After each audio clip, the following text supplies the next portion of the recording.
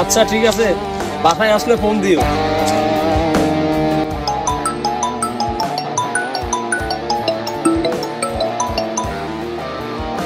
Hello. হ্যাঁ মামা, আজকে তো আমরা বিকালে ঘুরতে যাচ্ছি, তুই কি যাবি নাকি? আচ্ছা ঠিক আছে, আমার আরো বন্ধু বান্ধব আছে তো, ওদেরকে জানিয়ে তারপরে আমি পরে আবার জানাইতেছি। ঠিক আছে ঠিক আছে, তুই যদি যাস তাহলে আজকে একটু দ্রুত জানাস। আমরা সবাই ট্যুরে যাচ্ছি, তোরা যাবি নাকি? দেখ আমার স্যালারি আসতে তো দেরি আছে, তা হাতে টাকা পয়সাও নাই।